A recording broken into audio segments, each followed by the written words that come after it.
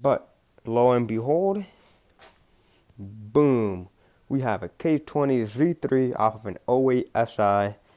From what I heard, it only has 69,000 miles. It came with the 6-speed LSD. And I got this as an entire drivetrain. So it had front suspension, lower control arms, wheels, everything.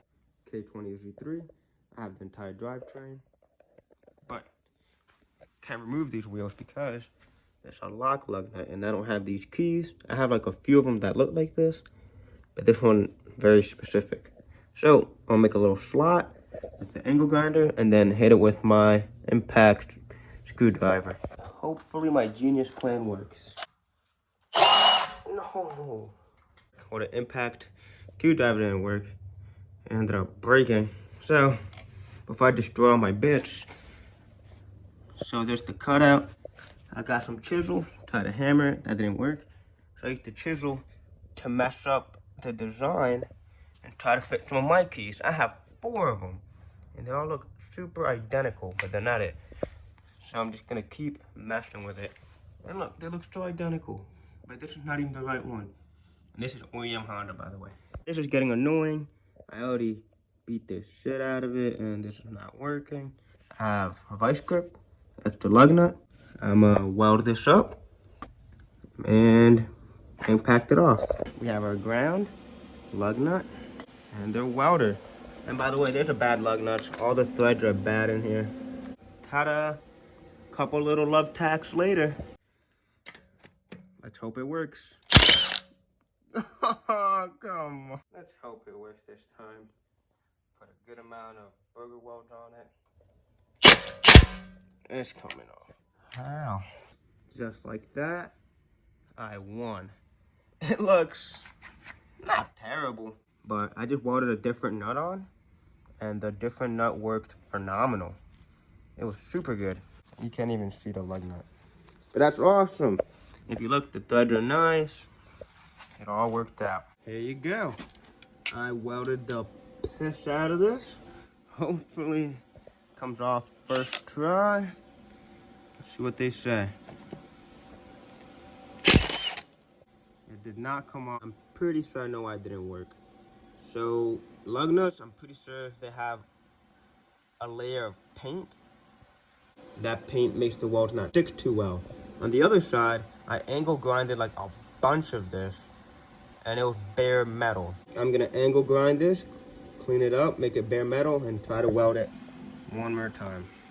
Bad news and bad news. So, bad news first, I had a welding wire, and then other bad news, it didn't come off.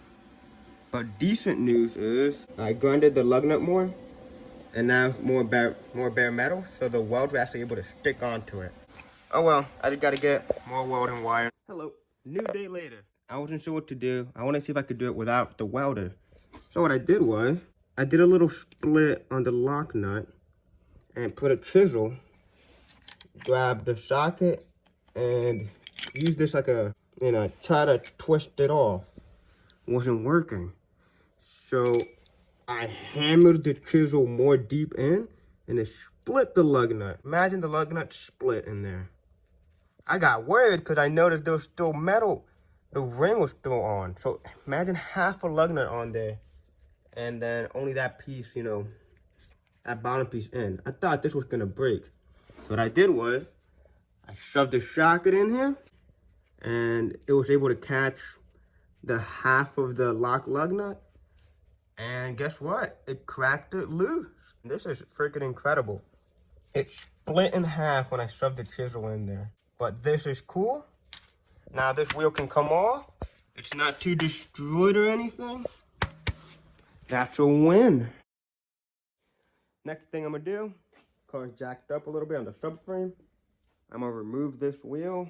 This drivetrain is literally held up by a block of wood here, and then that wheel over there.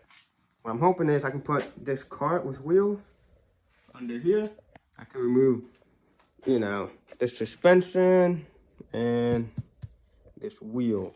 This one could be like more nicer to look at because I just don't like looking at this entire drivetrain.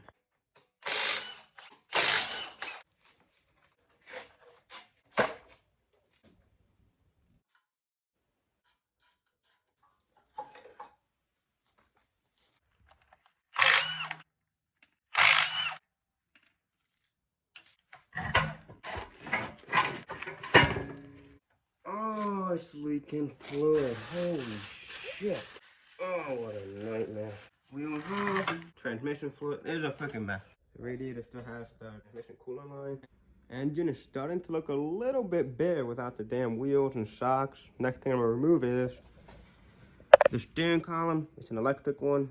I already have the outer tie rods removed. I used my incredible tool to get those out. Now, to remove the steering rack, I just see a few bolts here.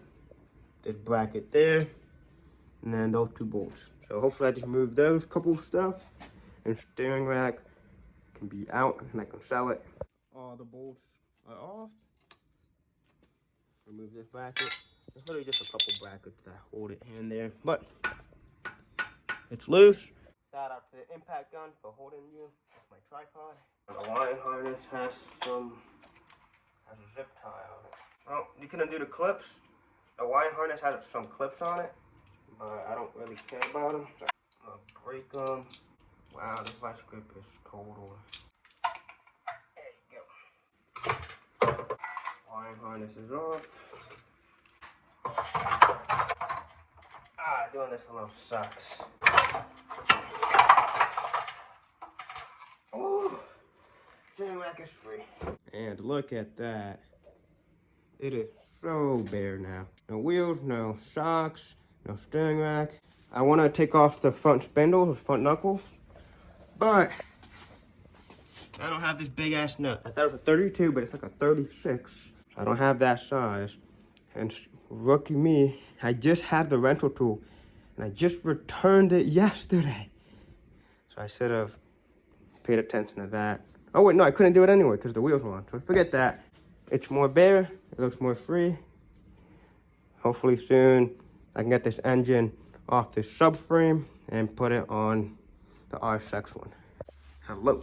So in this video, I kind of want to show the process of me restoring or cleaning up these wheels. As you can see, they're pretty beat up and disgusting looking. And I know I can transform them because I like making things better than how they were. So if you look, this was very damaged. It was like a giant dimple. I flap disc it, made it nice and smooth. I wish I filmed it. Oh no, this one, there you go. There was a huge dent. And I just smoothed it out, made it clean. I'm still not done. So if you look here, that's pretty beat up. There's a deep scar here. That's a gnarly scar there. So all these deep scars, I'm just gonna flap disc, make them nice and smooth so you can't really see how bad they are. Because this one used to be a scratch. I made it smooth. I'm gonna do the same thing to a bunch of these. I flap disc most of what I could. Wherever it used to be pretty beat up or very scratched, I made it smooth. It's not as bad. That was all scratched up. Same thing over here. This one you couldn't do too much because it's missing too much metal. It's too scarred, as you can see. But it's not terribly disgusting. And there were like a couple deep scratches, like right there. Definitely couldn't get to it too much. But there were like a bunch of those deep scratches all over the wheel. I got it to be a little bit smoother, a little bit better. And all I used was this flap disc. This is 36 grit. It's pretty aggressive. You gotta be very smooth. It'll go deep in there real quick. So you gotta do it very lightly. I believe this is pretty much ready. Basically done with the angle grinder. Next is, they were painted black and then red. It's pretty damn disgusting. The wheels these came off of were like off of a fire. If you look, the tire melted. And the center caps, I don't like they're about to fall off, but while we're here, we can, you know, clean them up a little. I put some tape in the back so they can stick better. I'm just gonna be peeling this. Kind of satisfying. I hit the center cap with the flap disc. I was very light with it. Look at that, it came out pretty good. Next thing I'm gonna do is, I'm gonna get sandpaper and I'm gonna sand it. So for the wheel prep, before painting it, I'll be using 220. 220 is plenty. It'll scuff it up enough, and when you paint it, you won't see like deep scratches. A little sponge, put it on, and scuff up the whole wheel. I'm not really gonna take the whole paint off. I'm just gonna try to get to these like deep scratches. Make it smooth so when you paint it, it's not too visible. Taking off the paint would be a nightmare. If you want to get it legitly done, well, you can take it to a powder coat shop. They'll put it in a barrel with chemicals that'll get rid of this paint and then powder coat it. But I'm just gonna do a cheap little rattle can paint job. So I'm just gonna sand it with 220, make it scuffed up, make it as smooth as I could, and just go to town with the rattle can. So here's how it'll look when I'm done scuffing it. Well, I sanded the piss out of this wheel. It's all scuffed up. Got most of the areas that just needed some sanding because the paint was very flaky.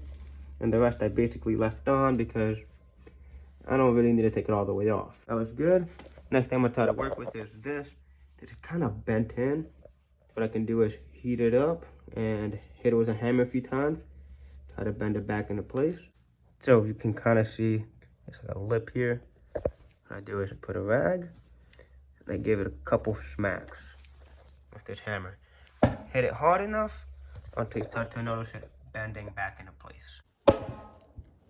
The good news is, bent it back into place. Fits good. I cleaned up the wheel.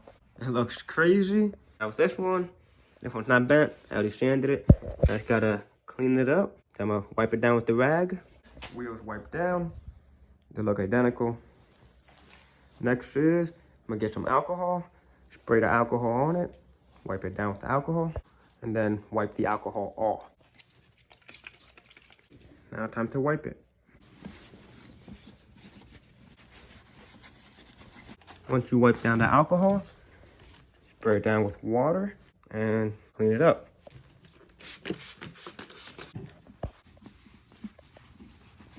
Now that the wheel's wiped down, it's nice and dry. It's ready to see paint. So for the color, I'll be going with this metallic finish. I don't like it too much because it's too silver. It's a very bright silver. The color I prefer is this one, like the Honda silver. But the bad thing is, I don't have enough of it. I'm pretty low.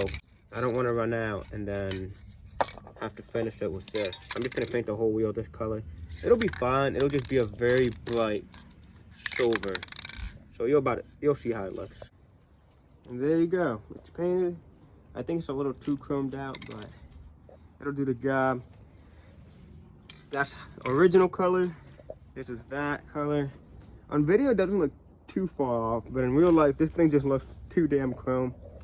But oh well, it does the job. Doesn't look the worst. Hello. Update. Here we have my engine. Wheels off. Control arms out. Spindles off. Calipers are out. Engine is pretty damn free. It's almost just a bare engine. I have a different subframe because I can't use this subframe. I'm not sure if I could or not, but it's off of a 06 to 11 Civic Si. I have a EP3 Si subframe, which is exactly the same as a RSX subframe. Just need to take out that spindle. I was able to take out this 36mm nut. That's free. I got some new parts. Something I found out. 06 2011 SI caliper. This is an RSX Type S caliper. And this spindle is off of an 06 to 2011 Civic Si. So I wanted to swap them to see if they were the same. And sure enough, these are the same calipers. I couldn't believe it. Somebody had told me that Type S calipers are the same as the SI calipers. And I had to find out for myself. And yeah, it's true. So now I have an extra set of Type S calipers. So I can sell a set, make some money back. So K20Z3 came with this mount, which is for the FA5. You know, the 0611 Civics. So I can't use this. But we have this. Got it on Facebook Marketplace for 10 bucks. And then there's this bracket, which I'm pretty sure we don't need. So it's just, I believe, 2 10s right here. So we're gonna take this bracket out.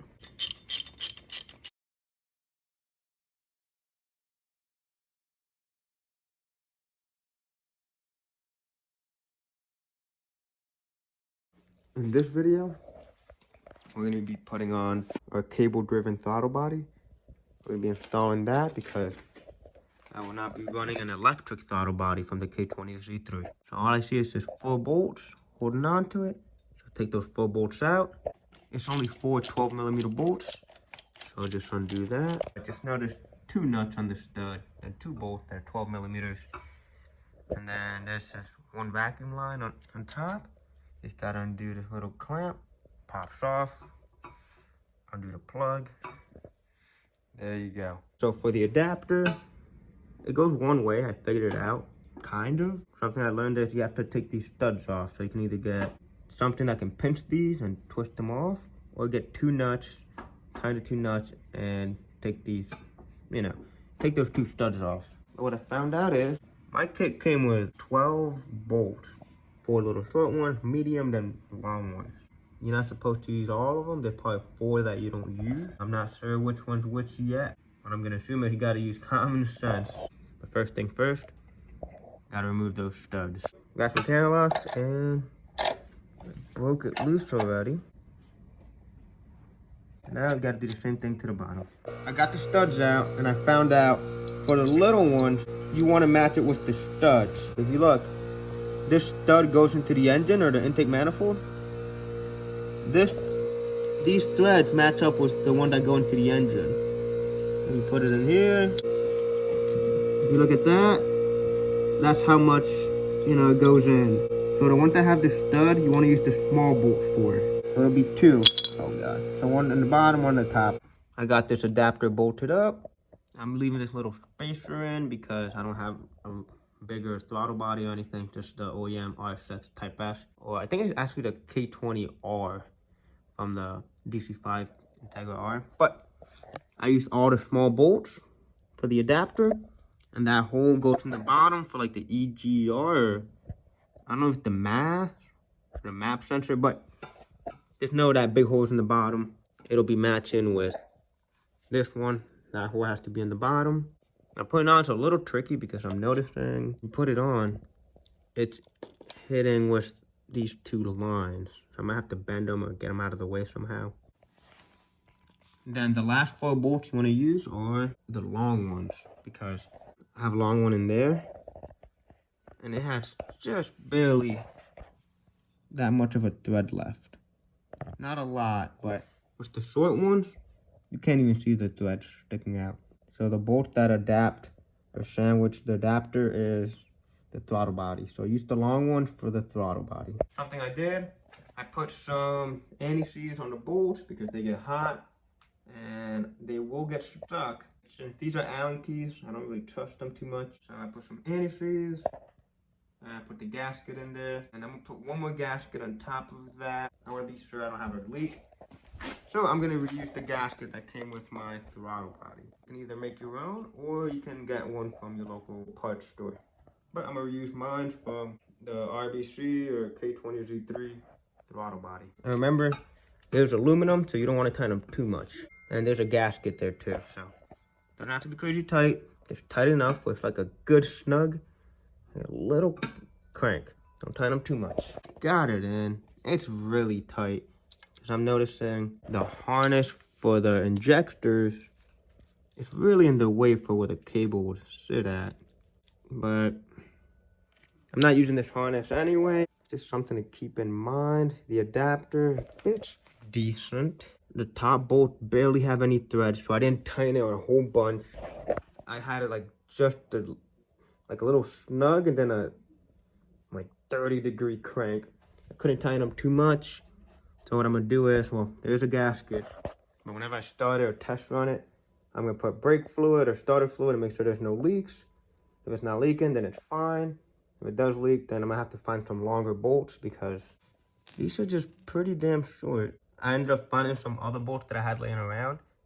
They're the same size, but they're 12mm bolts. I prefer to have actual bolts than the Allen. But that's gonna be for my future self to worry about. I noticed this vacuum line will fit right there. This I had to bend it a little bit more out of the way so I could have more room to wiggle in the throttle body. This can still plug in to where it's supposed to go. Something I noticed is there's 2 like math sensors.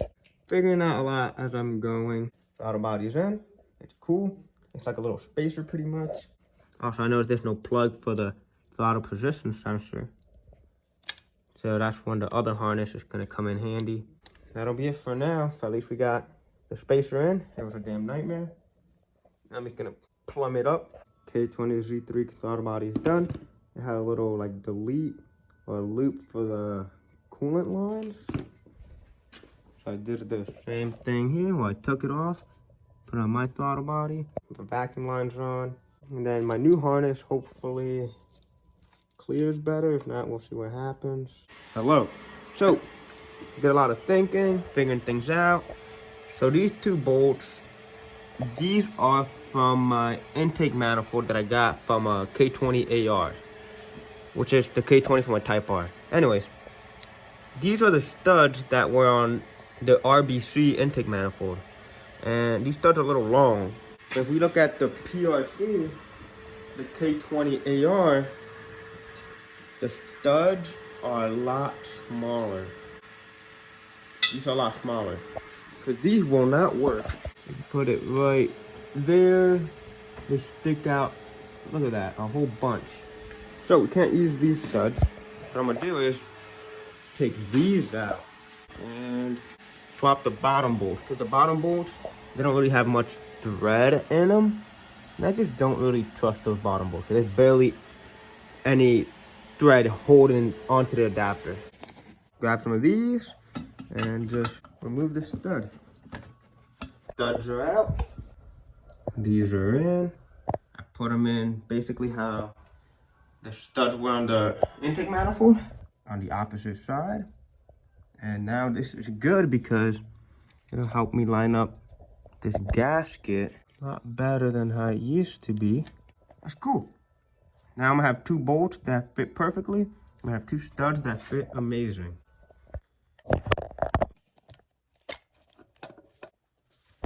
Oh, figured it out. There you go.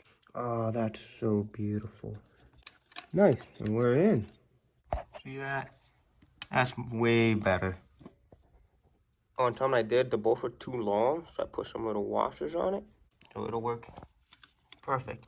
Because before it had a little gap, so they've made it nice and flush. So all together, nice and zinc. We got some nice cool zinc bolts on there.